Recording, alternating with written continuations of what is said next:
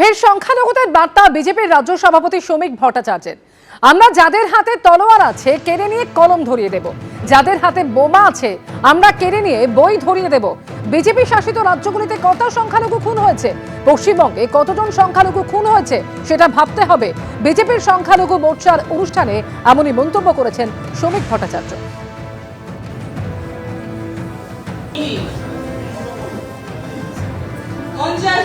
আমরা যাদের হাতে তরোয়াল আছে সেটা কেড়ে নিয়ে তাদের হাতে কলম ধরিয়ে দেব, যাদের হাতে বোমা আছে বোমার পরিবর্তে আমরা তাদের হাতে বই তুলে দেব। যে সংখ্যক মানুষ আজকে পশ্চিমবঙ্গের সংখ্যালঘু মারা যাচ্ছে, এই চিত্র উত্তরপ্রদেশের নয়, এই চিত্র মধ্যপ্রদেশের নয়, এই চিত্র গুজরাটের নয়।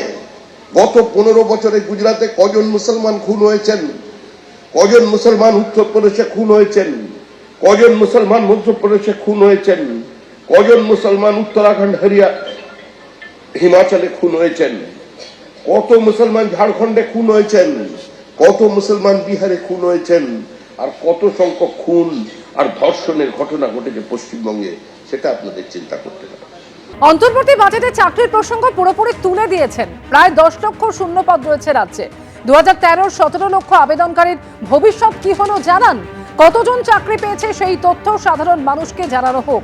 সাংবাদিক বৈঠকে তৃণমূল সরকারকে নিশানা করলেন শুভেন্দু অধিকারী। এবারের অন্তর্বর্তী বাজেটে সম্পূর্ণভাবে চাকরির প্লাটটা ক্লোজ করে দিয়েছেন।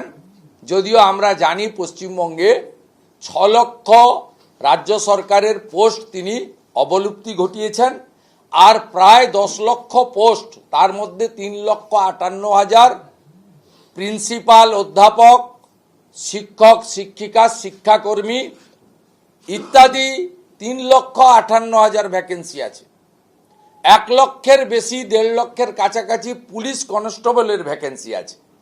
সব মিলিয়ে যোগ করলে 10 লক্ষ রাজ্য সরকারের ভ্যাকেন্সি পেন্ডিং আছে। তিনি ও পথে হাঁটেননি।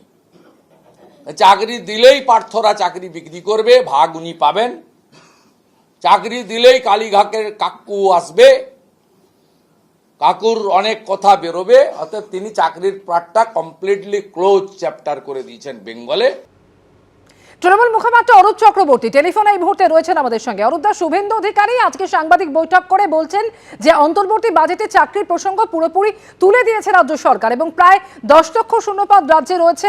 2013 17 লক্ষ আবেদনকারীর ভবিষ্যৎ কি হলো সেটা জানানো হোক, এই দাবি জানিয়েছেন তিনি।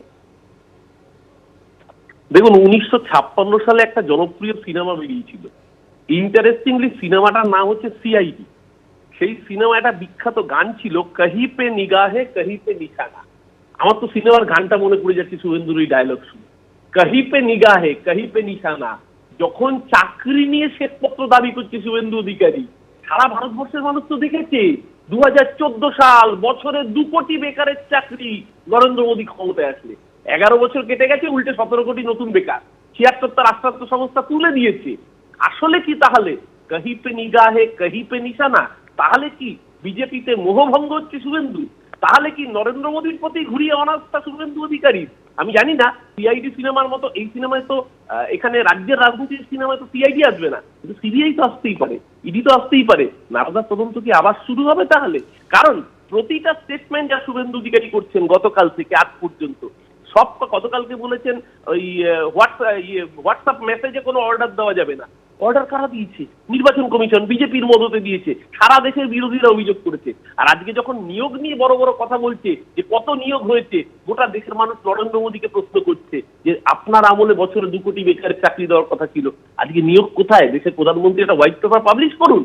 আবারও বলছি, শুভেন্দু অধিকারীর চালচলন একেবারে সুবিধার নয়। আমরা চাই শুভেন্দুর মতো নেতা বিজেপির মুখ থাকুক, কারণ ও যত বিজেপির মুখ থাকবে তত তৃণমূলের লাভ। ও আমাদের লক্ষ্মী পেঁচা, ও যা বলে তাই হয়, বিজেপির জন্য না, তৃণমূলের জন্য হয়। গতবার বলেছিল আপকিবার 200 পার, বাংলার মানুষ বিজেপিকে গঙ্গা পার হতে দেয়নি, পগার পার করে দিয়েছিল 214টা আসন তৃণমূল।